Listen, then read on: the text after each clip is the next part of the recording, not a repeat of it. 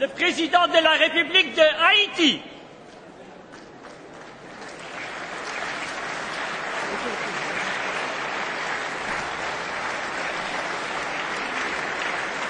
Können ja mir meinen Rednerpult hier hinstellen?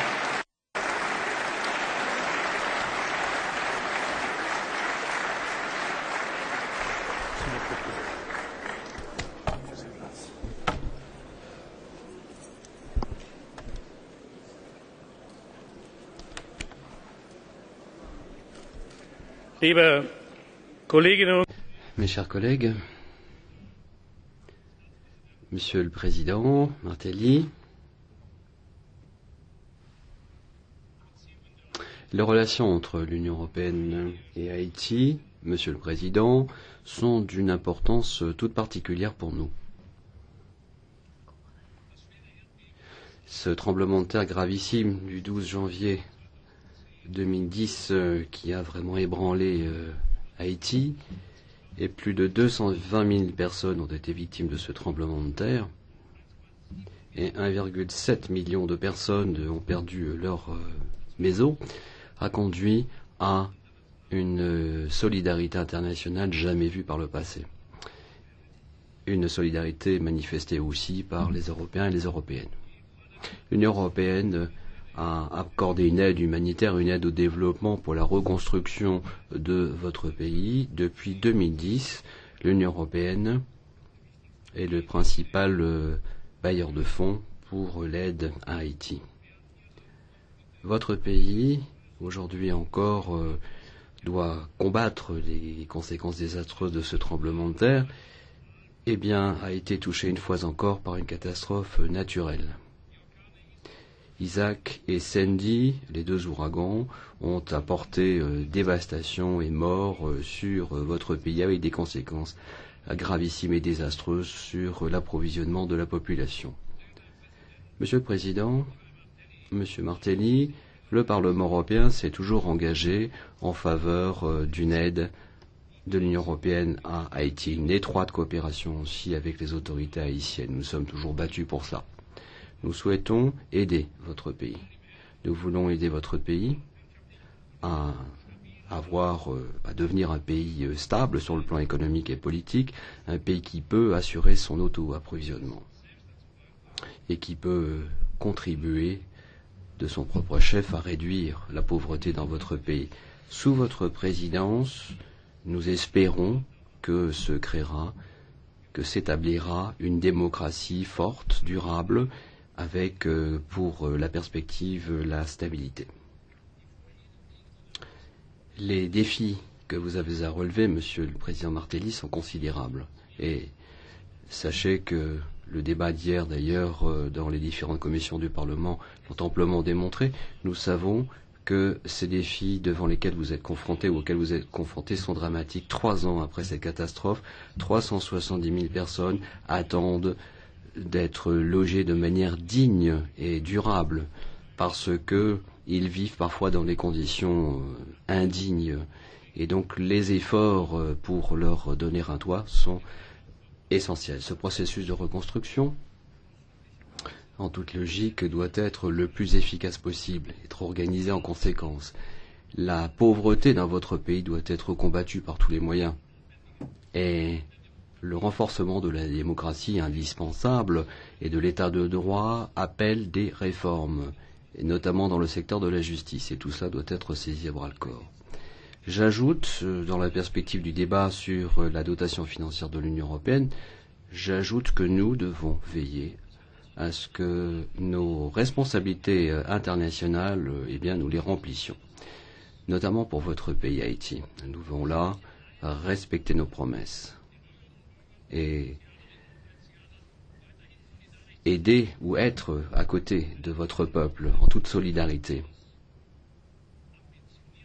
dans la mise en œuvre de votre programme de réforme ambitieux. Vous avez trouvé dans le Parlement européen un partenaire fiable, mais le Parlement européen se battra pour que les mesures financières qui sont nécessaires pour respecter les promesses à l'égard d'Haïti, que ces montants, que ces crédits soient garantis. Et donc la lutte pour un budget européen ambitieux est une lutte, un combat qui doit nous permettre d'assurer ou de respecter notre engagement en matière de solidarité. Je me réjouis, Monsieur le Président, de pouvoir à présent vous donner la parole. Je vous souhaite une fois encore la bienvenue ici au Parlement européen.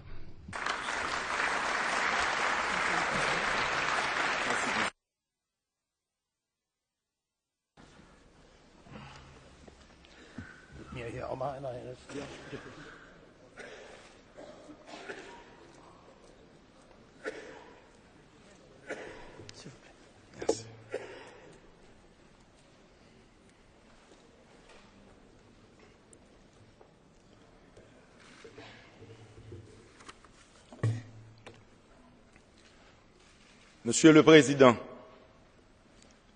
Mesdames et Messieurs les parlementaires européens, je mesure l'honneur que vous faites à mon pays en m'accueillant ici au prestigieux Parlement de Strasbourg. Je voudrais vous en remercier. Mesdames et Messieurs les parlementaires, je viens ici porteur d'un autre credo, le même qui fut le vôtre dans l'adversité, le même qui vous a permis les 30 glorieuses, le même qui vous releva après la Seconde Guerre, le même qui renversa le mur de Berlin, celui qui anima le très respecté Paul-Henri Spaak. Je viens ici vous dire que malgré vents et marées, malgré ces meurtrissures, Haïti n'a point baissé les bras. Lentement mais sûrement, Haïti se relève. Et c'est cette bonne nouvelle que je viens partager avec vous. Ce changement de cap, si nous le devons au courage de notre population, à la détermination de notre administration, nous y associerons certainement la coopération agissante de l'Europe, la plus importante de toutes. Je voudrais vous en remercier. J'y vois les signes d'une amitié que l'histoire a forgée. Une amitié qui certainement ne saurait nous laisser indifférents face à la crise financière qui, en vous menaçant, nous touche également. Je reste convaincu que l'Europe unie, donc encore plus forte, saura trouver les solutions appropriées à la relance de son économie. Je reste convaincu qu'aucune récession n'est permanente. Le temps que dure une crise dépend de la rapidité et de la sagacité des mesures de redressement. De Mario Draghi à Christine Lagarde, pour ne citer que cela, vous avez accès à certains des meilleurs cerveaux de la planète qui vous permettront de juguler la crise et d'y remédier. Mais ma présence ici se voudra d'abord pour vous remercier de votre générosité et de votre solidarité et rappeler qu'aucun pays ne saura sortir de la pauvreté en vivant de la charité. Certes,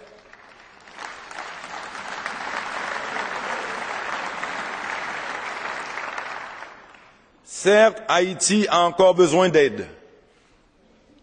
Mais les Haïtiens ont surtout besoin de travail productif, d'échanges commerciaux, d'investissements directs. Haïti est aux portes de l'Amérique, cette Amérique du Nord qui recommence à croître, et cette Amérique du Sud qui, cette fois-ci, n'est pas rentrée en crise et n'a jamais cessé de croître.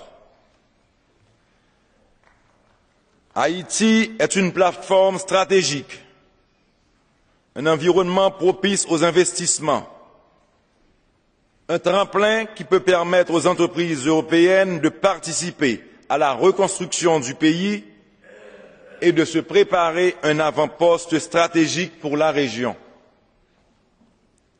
Haïti a besoin de ports, d'aéroports, de routes, d'usines électriques et d'hôtels. Haïti a un sol fertile et peut facilement recommencer à nourrir sa population et à exporter ses surplus. Haïti a un climat et une géographie à nul autre pareil. Des milliers de kilomètres de plages de sable blanc et une nature aujourd'hui encore largement vierge et inexplorée.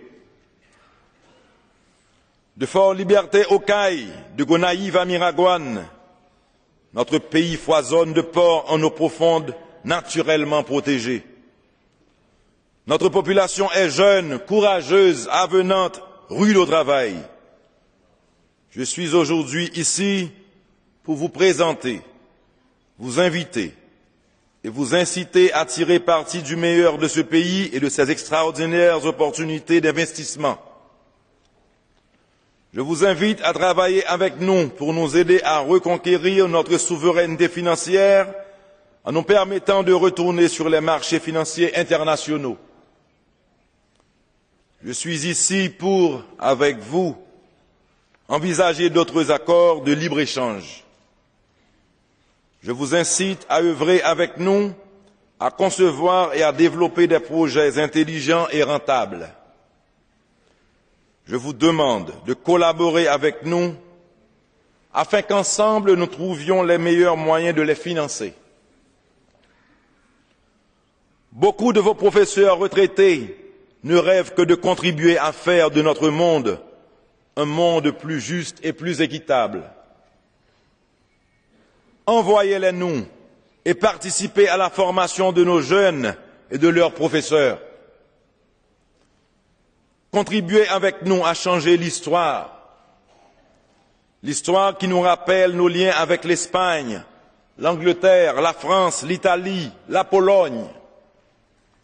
L'histoire plus récente qui nous renvoie à ce que furent jusqu'en 1940 nos liens commerciaux avec l'Allemagne. L'histoire qui retiendra ce qu'aujourd'hui l'Union européenne déploie dans les pays d'Afrique, des Caraïbes et du Pacifique en termes d'efforts de coopération au développement.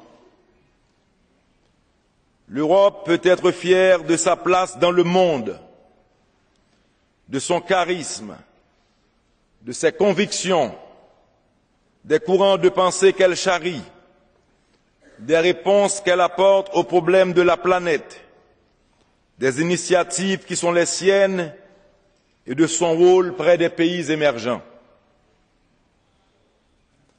La jeunesse européenne doit savoir que les pays du Sud comptent sur elle, qu'elle ne peut pas se refermer, que de sa générosité et de ses choix intelligents viendra un monde plus fraternel, économiquement plus moral, écologiquement plus sûr, certainement plus démocratique et plus tolérant. Haïti aujourd'hui, forte de cette amitié, se met au pas, gomme tous les vieux clichés qui lui sont attachés, casse les chaînes d'un sous-développement endémique, exorcise ses vieux démons, lutte contre la désertification qui la menace et veut s'ouvrir au monde. Voilà 1 an et demi que mon administration s'y attelle, avec des couacs parfois.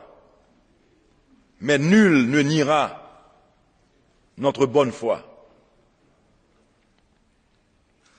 Cette année encore, Haïti a été touché avec des intensités différentes par les tempêtes tropicales Isaac et Sandy qui nous ont éprouvés.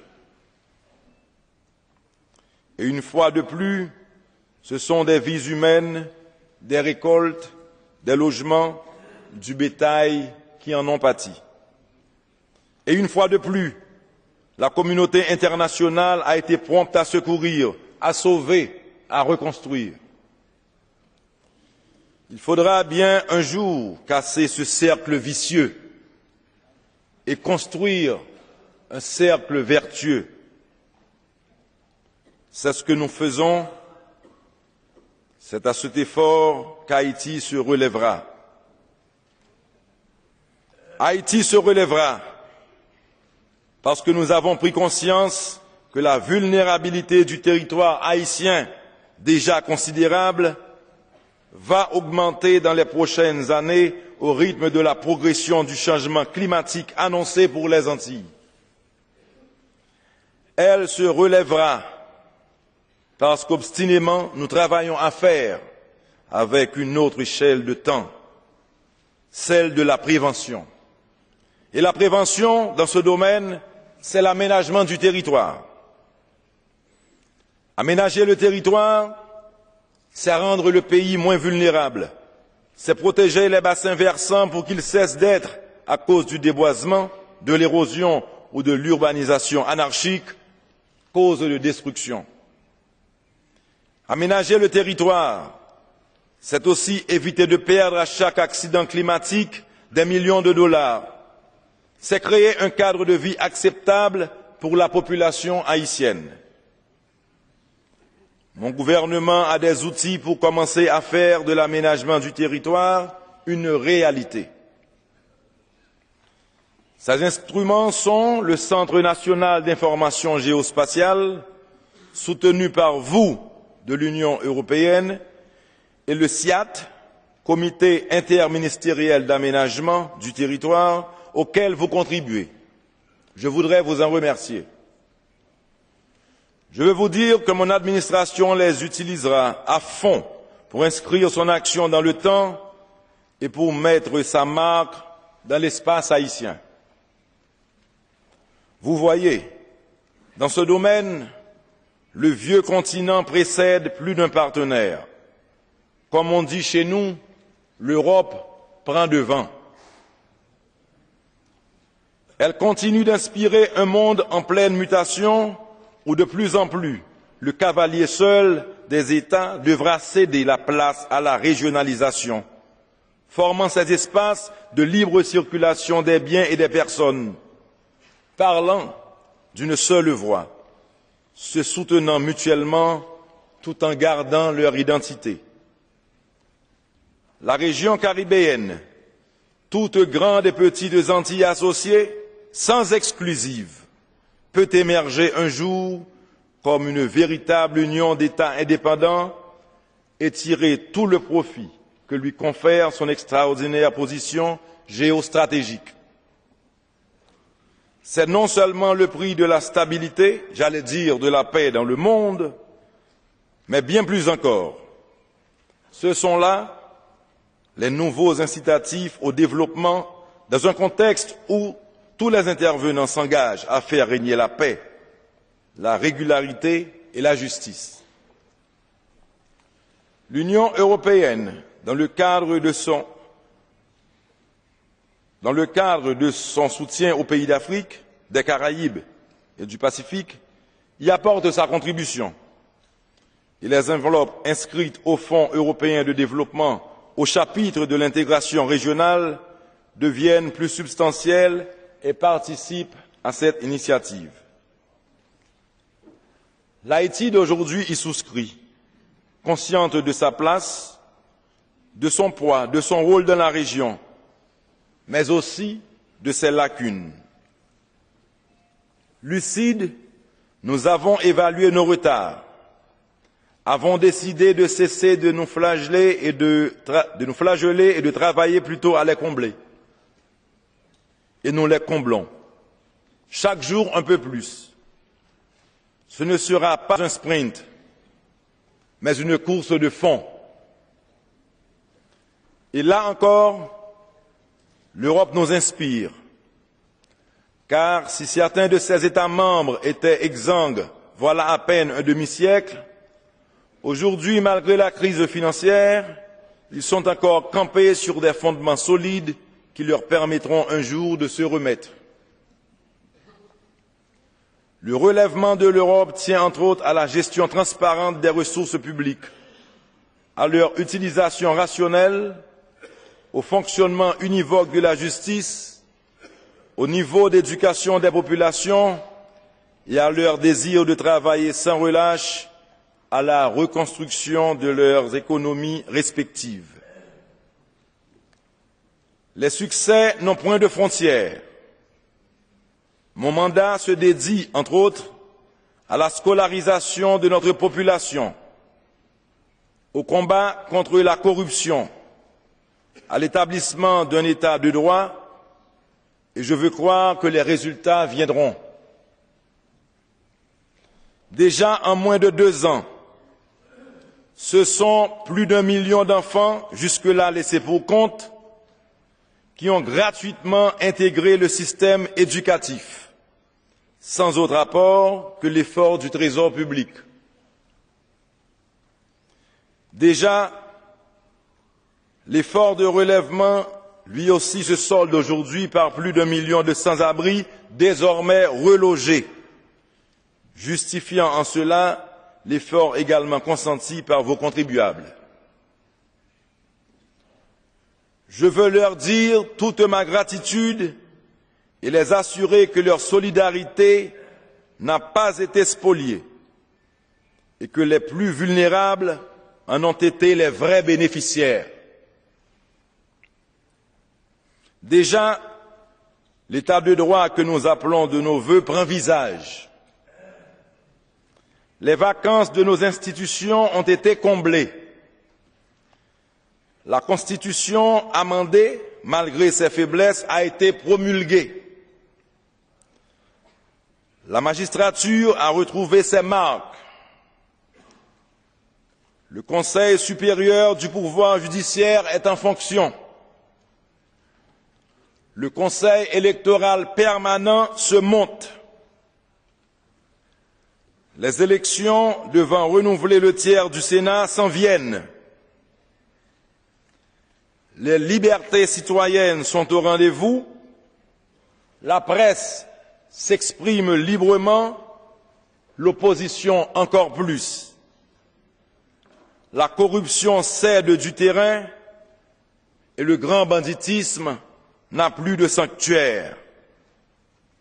Doucement mais sûrement, la justice devient plus juste. Au chapitre des droits de l'homme, je travaille activement à faire ratifier sous mon mandat accords et conventions qui rendront certains crimes imprescriptibles. Tout comme au même chapitre, sous mon mandat et avec votre coopération, le droit à la santé, au travail, à l'égalité des chances, à la juste parité des genres, à la protection des mineurs, deviendront réalité. Les premiers augures sont là. Monsieur le Président, Mesdames et Messieurs les parlementaires, au commencement était l'Europe économique. Les pères fondateurs de la CEE l'avaient compris. Les pays ACP le devraient également. Haïti surtout. Votre coopération y tend en soutenant chez nous les grands travaux d'infrastructure. La nationale numéro 3, dont un large tronçon récemment inauguré en présence du commissaire Piebalgs, en est un signe éloquent. Cette route permettra et autorise déjà la dynamisation de l'économie des collectivités territoriales de cette région qui vous en sait gré. Les ateliers de transformation des matières premières aux frontières avec nos voisins, les douanes frontalières, les pistes de désenclavement en direction des marchés binationaux abondent eux aussi dans le sens du développement économique d'abord. Voilà pourquoi, dès le début de mon mandat, j'ai prêché ces paradigmes et d'autres encore. Ceux souvent puisés aux sources de votre sagesse, de vos idéaux, de votre vieille civilisation. Ceux qui rayonnent de Strasbourg, désormais intimement associés aux idéaux démocratiques de votre Parlement. Ceux au titre desquels vous nous accompagnez.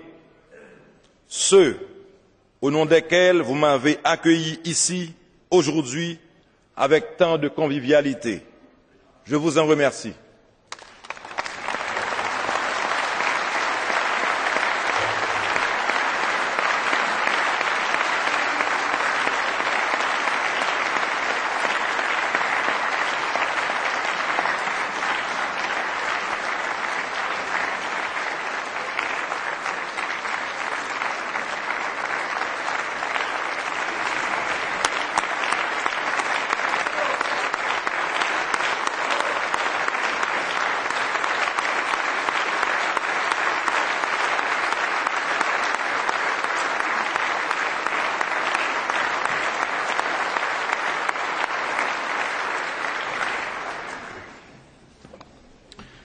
Vielen Dank, Herr. Je vous remercie, Monsieur le Président, pour vos paroles. Merci d'avoir rappelé les pères fondateurs de l'Union européenne. Je crois que ce discours a été pour nous un encouragement en faveur de notre projet d'intégration qui est important non seulement pour nous, mais également pour le reste du monde. Je voudrais vous remercier. Vous, Monsieur le Président, je vous remercie, Mesdames et Messieurs, pour votre attention et je vous souhaite le plus grand succès possible dans la poursuite de vos travaux. Merci.